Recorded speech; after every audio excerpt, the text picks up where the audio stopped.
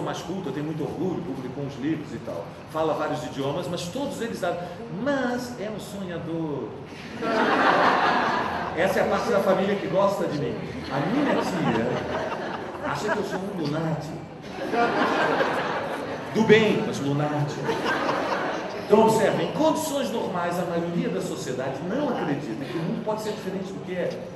Quando nós dizemos, aqueles que somos socialistas, que é possível aqui agora já um mundo para além da propriedade privada, um mundo em que a produção seja social e a apropriação seja social, em que o dinheiro não seja medida de tudo, que a cobiça seja reprimida, que a avareza seja reprimida, que seja valorizada a fraternidade e a solidariedade, que haja controles claros de tudo que é social, que não haja ninguém com vantagens, que não haja privilégio, que a regra que é universal tem que ser respeitada por todos e não há exceções.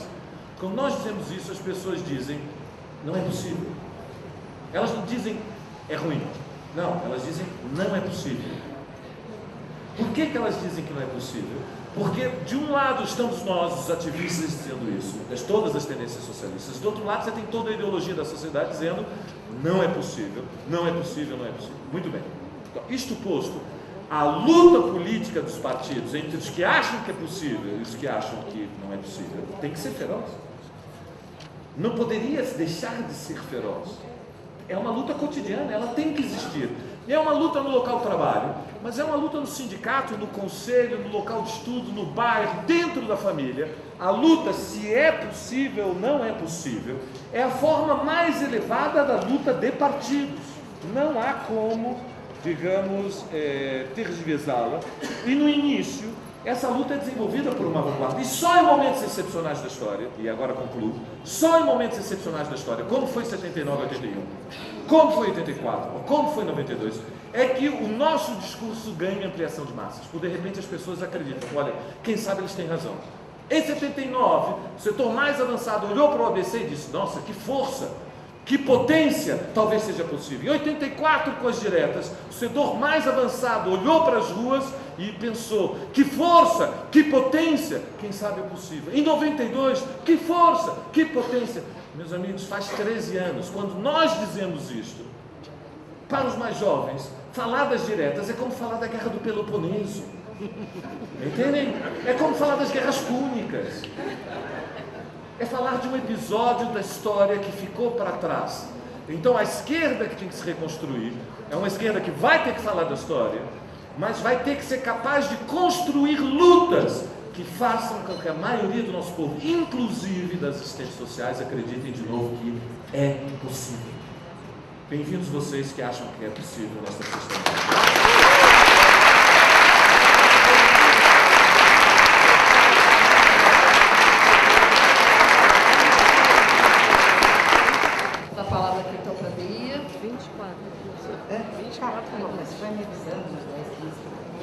Bom, na realidade, muitas questões foram, agora eu presto óculos, muitas questões foram colocadas e eu penso que, na realidade, nós vamos ter que efetivamente aprofundá-las. Acho que é um caminho para que possamos aprofundá-las, não é?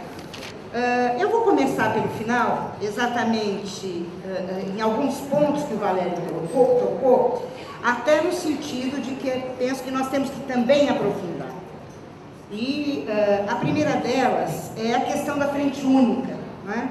Acho que ele trabalhou muito bem, quer dizer, naquele momento a frente única, o PCB e PCdoB minoritários, eles de fato ficam com a delegada na unidade sindical e não vêm construir a CUT. Rompem a frente única. Rompem a frente única, né? A deliberação da primeira conferência da classe trabalhadora, lá na Praia Grande, mais de 5.000 trabalhadores da cidade do Campo, dividiu, o Lula foi para trás na conversação, porque aliás eu pensei agora no Conluta, na Conflat, falei, será que nós estamos revivendo lá, que deu aquela parada, e depois saiu a intersindical sai, me lembrou depois uma hora... Muito parecido. Muito parecido, que eu quero chamar a atenção, bom, vocês não estavam lá, eu vou traduzir em miúdos, que na realidade é o seguinte, na primeira Conferência Nacional da Classe Trabalhadora, em 1981, com mais de 5.000 trabalhadores da cidade do Campo, delegados, nos sindicatos rurais e urbanos, deliberaram naquele congresso pela fundação da CUT em 1982.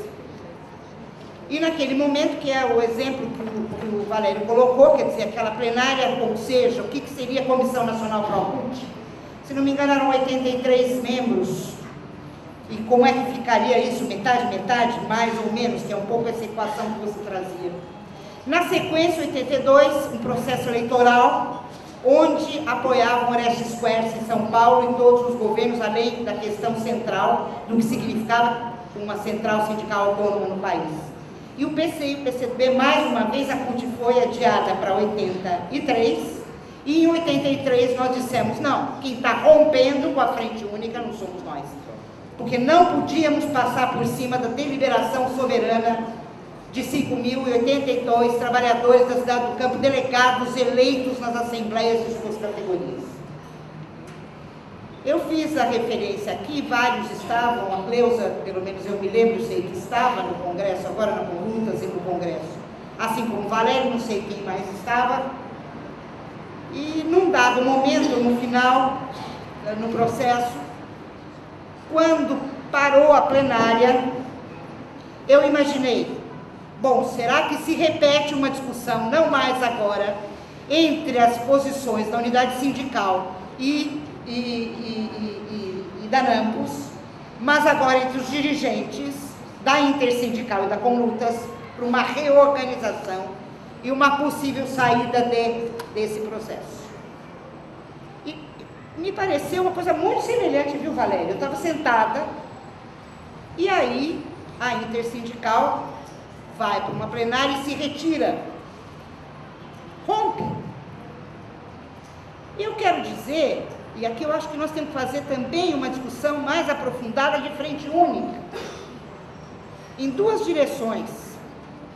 Lá atrás, quando diz o Valério, tínhamos que romper com a CUT, não com os sindicatos de base, porque esses sindicatos nós temos que estar dentro, e temos que assumir esses sindicatos de base, porque é diferente uma instância nacional de um sindicato de base de organização. Nós temos que ter clareza até para fazer a discussão da organização da categoria, senão nós faremos uma discussão de forma. O Marx dizia, cabe aos trabalhadores soberanamente decidirem sobre as suas formas de organização, e Trotsky dizia também, e sobre os sindicatos a mesma coisa, ou seja, a forma de organização deve corresponder à necessidade da luta, e não uma estrutura e de uma superestrutura que na realidade é uma falsa discussão.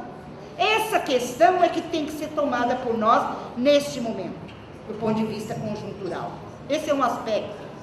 O outro aspecto é que lá atrás, eu me perguntava e me perguntei muitas vezes, quando Trotsky dizia sobre os sindicatos, de frações de esquerda e revolucionárias no interior de sindicatos reformistas.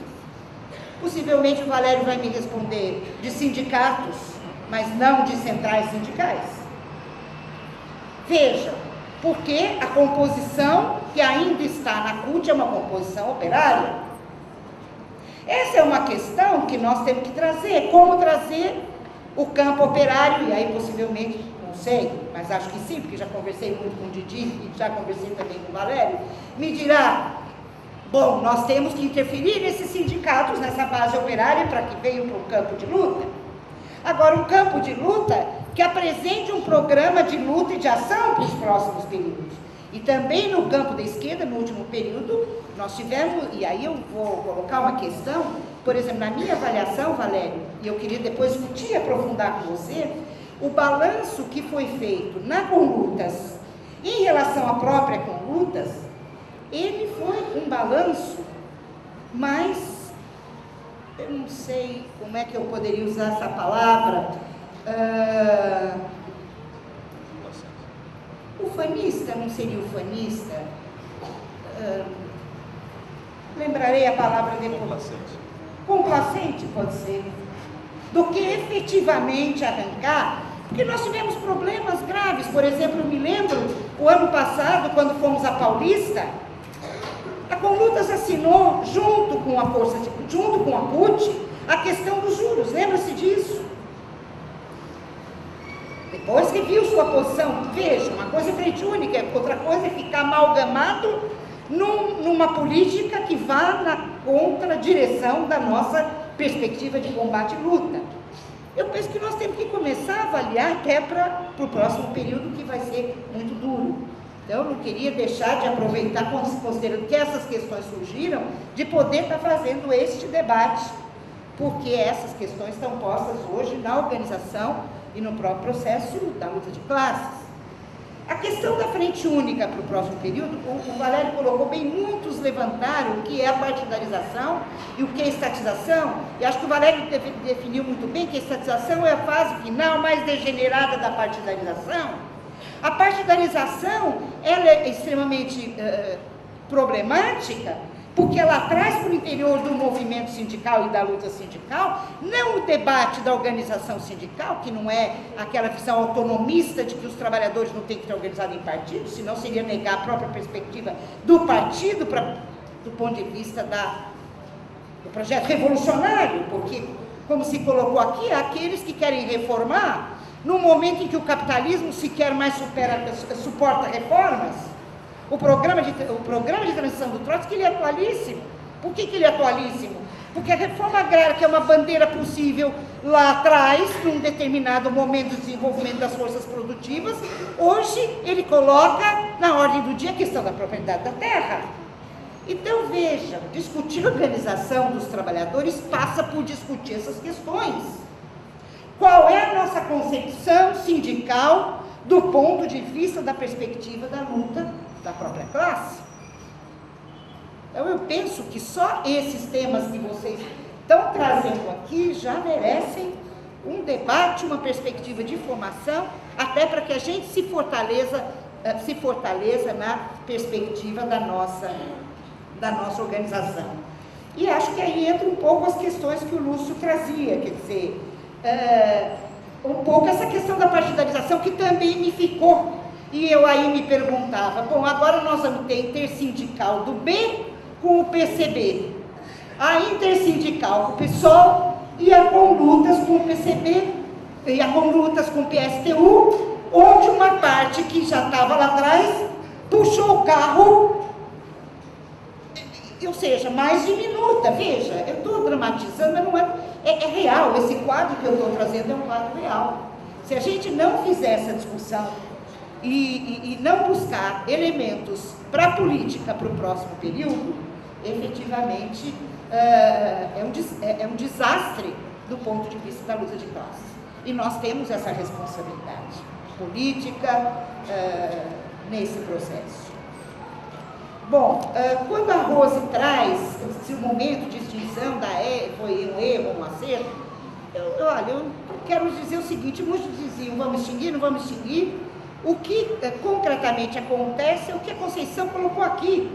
Naquele momento e nas últimas assembleias, até o PCdoB, que também rompia com a unidade, a Regina lembrou muito bem aqui, PCdoB lá, rompia, passou por cima, inclusive, de deliberação, saiu do Congresso de Fundação, quando a Ana se filiou à CUT, por deliberação de 88% de seus delegados em Diadema, o PCdoB saiu, aliás, virou moda, né? Sai do sindical, sai do PCdoB, sai do PCB, sai. Larga, né? Abandona o barco naquilo que foi contratado do ponto de vista da política. Abandonou, Regina Rose estava na direção naquele momento, e simplesmente rompeu com a frente única mesmo, e porque eram minoritários. Volta depois, tardiamente, quando o PCdoB, corrente sindical classista, entende por entrar na CUT. Nós temos que entender isso, porque se não entender isso, nós não vamos entender por que 5 sindicatos continuaram, por que há uma rearticulação da própria FENAS, qual é o acordo majoritário no campo da política, da própria CUT e na época do próprio PCdoB, na época do CNTS. Nós temos que enfrentar esse debate. Quando sai o Cefes, historicamente, porque não interessa ao governo Lula qualquer perspectiva de oposição, e vem os sindicatos dos contabilistas. Essa história, nós precisamos fazer esse debate. Agora, há momentos e momentos.